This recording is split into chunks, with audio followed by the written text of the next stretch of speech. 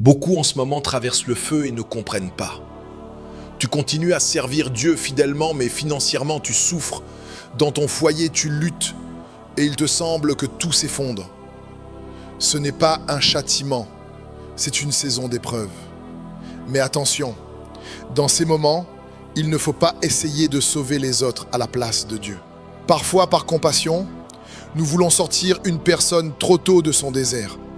Mais nous gâchons ainsi le travail de Dieu dans sa vie.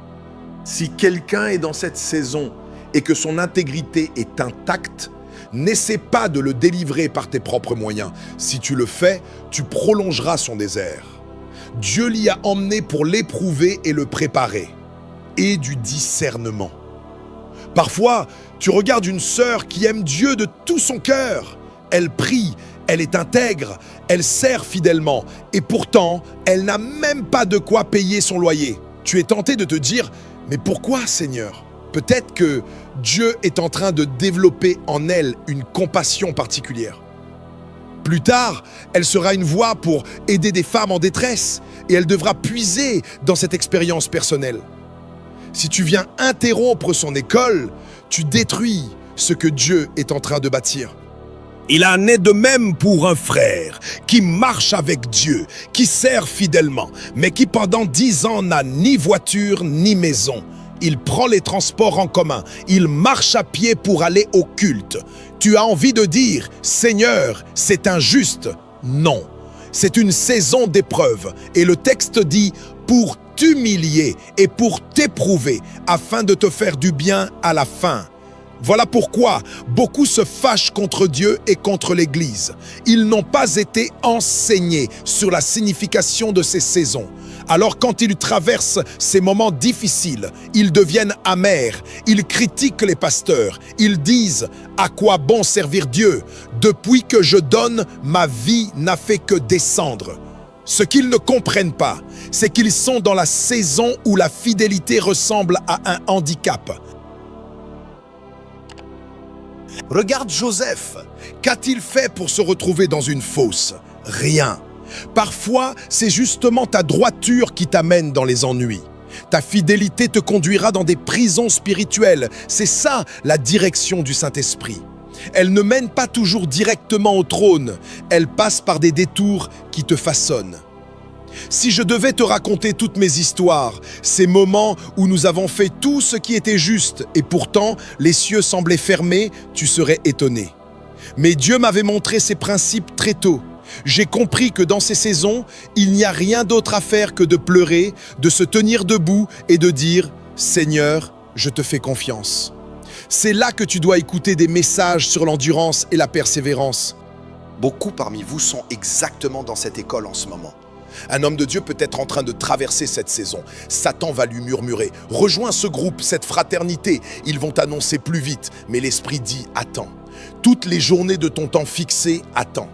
Tu as l'impression que tu es qualifié, tu te crois prêt, mais Dieu te dit « Attends. » Parfois, tu vois de jeunes serviteurs commencer leur ministère et prospérer rapidement, et toi, tu attends encore. C'est une tentation énorme, mais tu dois rester tranquille. Il y a 2 manières par lesquelles Dieu dirige. Parfois, il dit clairement « va ». D'autres fois, il garde le silence. Et si tu veux bouger, il te dira seulement « arrête ». Dans cette saison, Dieu peut te demander de conseiller et de bénir des gens au sujet même qui te fait souffrir. Tu pries pour la guérison des autres alors que tu as tes propres douleurs. Tu prophétises sur leur percée financière alors que tu es au bord de la faillite. Tu donnes des solutions à leurs problèmes et quand ils quittent ton bureau, tu pleures en disant « Seigneur, aie-moi » et Dieu garde le silence. Apprends à discerner le silence de Dieu. Ce n'est pas une perte de temps. Tu n'es pas en train de gâcher tes années. Tu es dans une école. Et si tu comprends cela, tu éviteras l'amertume et tu ne tourneras pas le dos à Dieu. Certains parmi vous sont ici, connectés, et vous dites « Seigneur, je t'aime, je t'ai servi fidèlement. Pourquoi alors 2025 est-elle ma pire année? » Tu es en train de tenir à un dernier fil de confiance. Écoute-moi, tu traverses simplement une saison. Tu n'es pas seul. C'est une école qui façonne les champions. Regarde la vie d'un insecte. Il ne peut pas passer de l'œuf à l'adulte directement. Il y a l'étape de larve, de nymphe, puis d'adulte. De même, un enfant ne peut pas devenir grand-père en un jour. Peu importe la grâce qui est sur lui, il faut passer par le processus. C'est ce que signifient ces chants que nous élevons. Dans l'écrasement, dans la pression, tu es en train de produire du vin nouveau. C'est la voix de Dieu pour toi. Tu es broyé, mais ce n'est pas pour te détruire. C'est pour faire sortir de toi quelque chose de précieux. L'un des versets qui m'encourage le plus, c'est celui qui dit « Et cela arriva ». Peu importe la profondeur de la douleur, la saison finira par passer. Tu es peut-être au bord d'une expulsion, tu n'as plus d'argent, tu crains même d'être renvoyé de ton pays. Mais écoute, quand la justice semble inutile, c'est que Dieu prépare quelque chose. Il y a des moments où ta fidélité à Dieu semblera être un handicap. Tu élèves tes enfants dans la crainte de Dieu et on se moque de toi. Tu refuses de tricher au travail et tu sembles perdre des opportunités. Tu dis « Depuis que je sers Dieu, ma vie est devenue plus dure. » C'est une illusion. Tu es simplement en train d'enfanter quelque chose.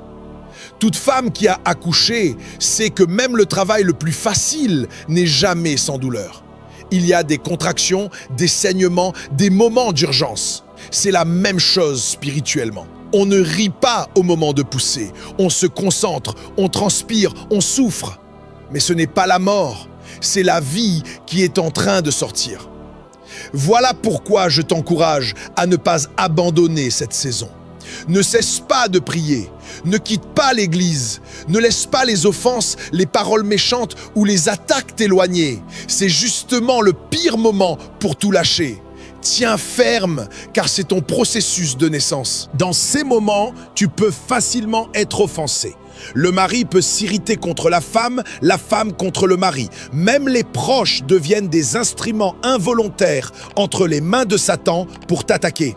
Ils peuvent te lancer des paroles blessantes, du genre « Je ne vois pas le résultat de ton service pour Dieu ». Depuis que tu donnes et que tu pries, ta vie est en train de régresser. Ces flèches visent à te décourager et à t'éloigner du chemin.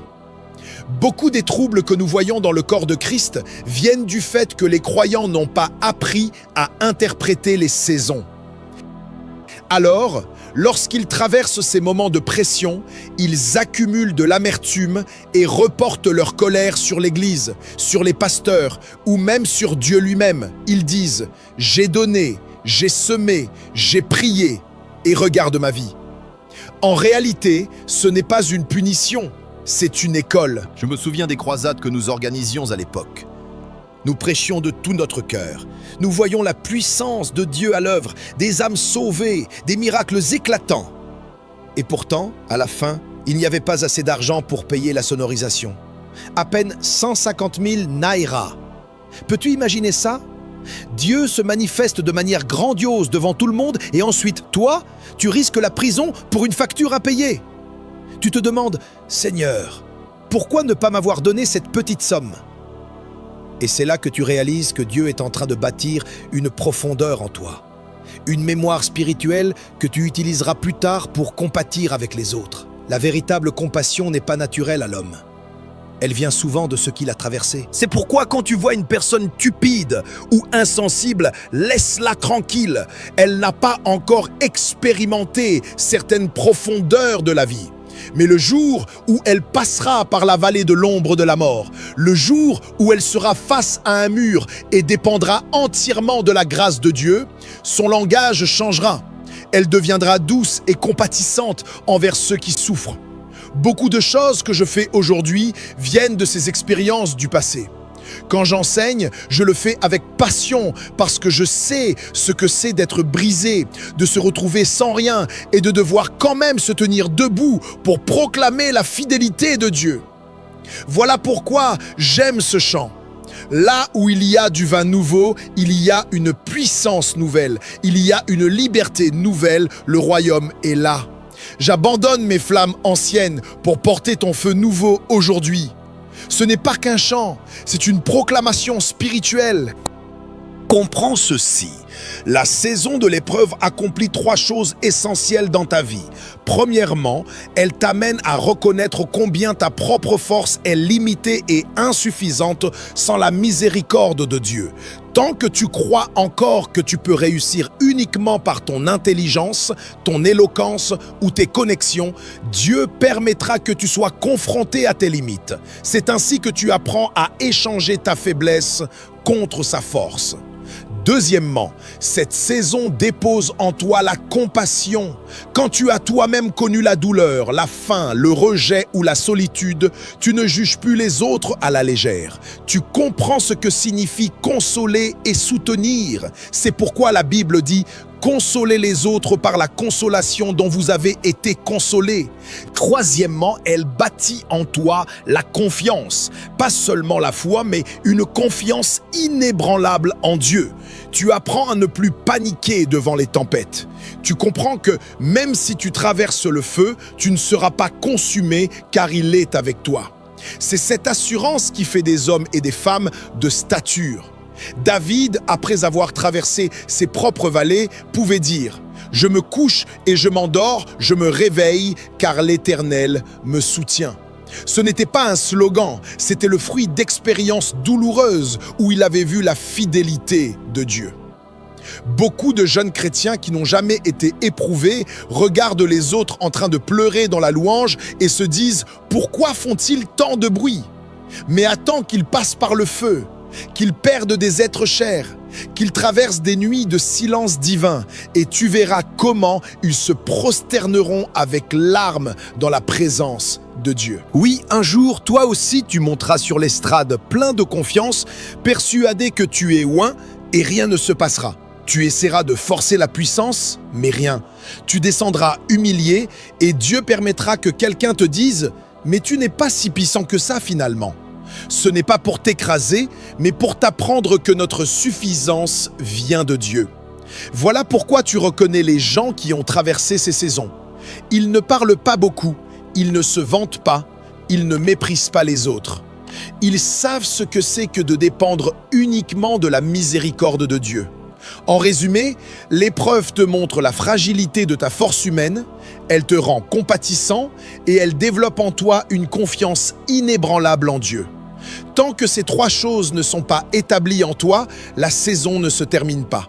Peu importe que cela prenne 10 ans, tu la répéteras encore et encore jusqu'à ce que le travail soit accompli. Ce n'est qu'après cela que tu pourras émerger et être établi dans la gloire. Car Dieu ne confie jamais une grande destinée à quelqu'un qui n'a pas appris à se soumettre à son école.